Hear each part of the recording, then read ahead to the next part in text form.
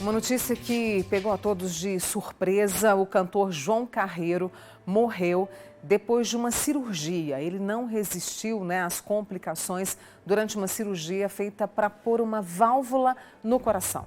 O sertanejo, considerado aí uma das vozes brilhantes do país, tinha apenas 41 anos e ficou famoso em todo o país pela parceria com o Capataz. Você está acompanhando agora algumas imagens dele. Ele era considerado, como eu disse para vocês, uma das vozes mais marcantes do sertanejo nacional.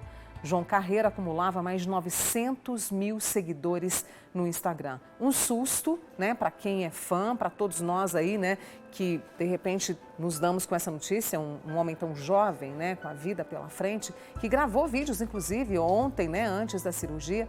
E aí, por conta das complicações, ele acabou falecendo.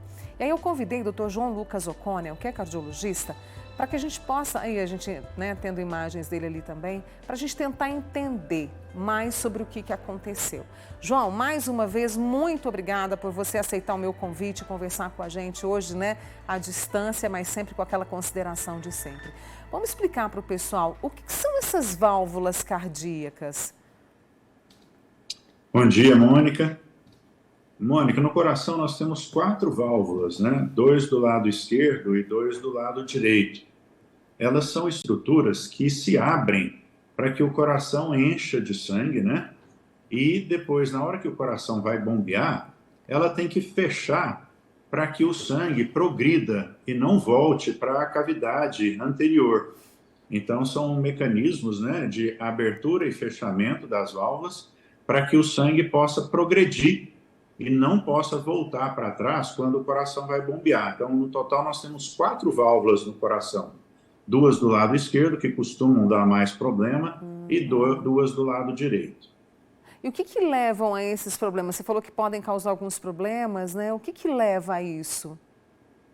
Isso, geralmente, Mônica, isso pode ser congênita, ou seja, a pessoa nasceu com uma má formação na válvula. Ela pode ser adquirida ao longo dos anos, então é comum em idosos as válvulas irem se calcificando ao longo dos anos. Então, um problema numa válvula aórtica, por exemplo, que é a da saída do coração, é muito comum as pessoas com mais de 70, 80 anos de idade terem calcificação na válvula. Mas ainda no nosso país, a principal causa de problemas nas válvulas são infecções que as pessoas tiveram lá na infância, a chamada doença reumática. É uma reação desordenada do organismo contra a própria válvula. Ela vai atacar uma bactéria que a gente tem na garganta e acaba machucando a válvula. Então, essas são as 3 principais causas de problemas nas válvulas. E ele tão novo, 41 anos, jovem demais. E no caso, a cirurgia sempre se faz necessária, João Lucas? Isso, Mônica. Nas 4 válvulas, nós temos 2 problemas básicos que podem acontecer. Ou ela fica estenosada, ela obstrui, dificultando a passagem de sangue, ou as válvulas elas não se unem, e aí elas permitem um refluxo, o vazamento de sangue para a câmara anterior, que não deveria acontecer. Ou seja, elas podem ser estenosadas ou insuficientes. E quando esse problema leva a sintomas, e aí nós temos alguns exames para avaliar a gravidade da estenose ou da insuficiência. Então, quando o indivíduo tem sintomas e o problema é importante, aí é indicado uma intervenção.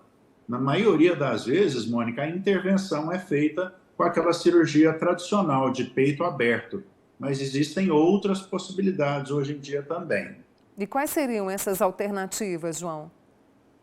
Para alguns dos problemas, Mônica, hoje, nos últimos anos, desenvolveram-se técnicas onde nós entramos através de pequenos furos nas artérias ou nas veias da virilha, e aí nós vamos por dentro dos vasos sanguíneos e conseguimos fazer a intervenção nessas válvulas. Então, nós temos balões que podem dilatar algumas delas, nós temos próteses que podem ser encaminhadas por dentro e serem implantadas no local da válvula defeituosa, E temos dispositivos que funcionam como um grampeador. Quando a válvula está insuficiente, esses chamados clips, eles podem conectar de novo as cúspides das válvulas, diminuindo o grau de regurgitação, de vazamento. Então, essas são as opções que a gente tem, que a gente chama percutâneas, ou seja, onde não é necessária a abertura do peito. Tudo envolve risco, João? Infelizmente, Mônica, né, eu costumo dizer que até você tirar uma unha encravada tem risco, né? Tirar uma verruga. Ou seja, infelizmente, qualquer procedimento de intervenção tem seu risco, né, Mônica? Inclusive, quando você vai fazer uma cirurgia de peito aberto, como no caso dele, o coração ele precisa parar o coração. Então, o coração fica sem bater e o sangue fica circulando através de uma máquina que oxigena o sangue, devolve ele para dentro do nosso organismo por algumas horas, né? Às vezes 1, 2, 3 horas.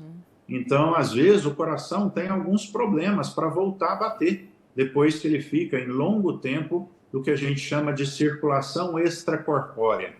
Então, como é uma cirurgia arriscada, a gente tenta ir levando o paciente até que os sintomas realmente surjam e que o problema seja realmente grave.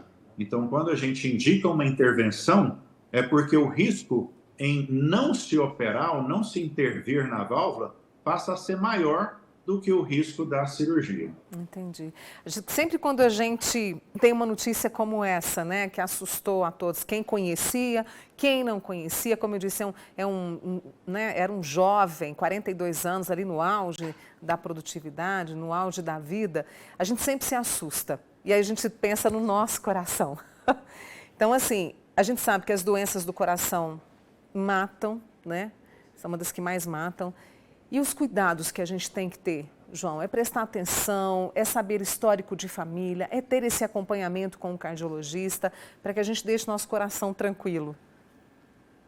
Isso, então, de maneira geral, né, Mônica, para a gente evitar as doenças do coração e dos vasos sanguíneos, algumas coisas não tem como a gente mudar, né? Como, por exemplo, a idade, o envelhecimento traz alguns problemas, né? A genética, as pessoas que estão em famílias que acontecem mais coisas têm uma maior predisposição, mas tem várias coisas que são modificáveis, né? Então, o controle da glicose, da pressão arterial, do colesterol, a interrupção do tabagismo, né? A dieta adequada, fazer atividade física.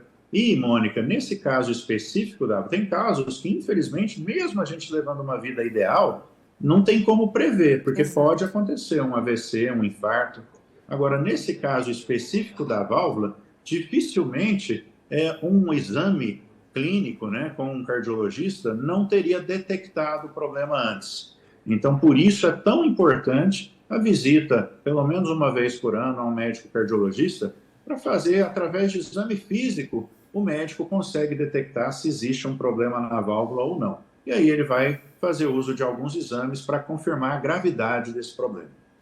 João Lucas O'Connell, cardiologista, nosso amigo aqui também do Manhã Total, que falou conosco hoje, né, de forma remota, explicando um pouco o caso do cantor e trazendo essa reflexão para que a gente possa nos cuidar também. João, minha gratidão a você e uma boa quinta-feira, viu?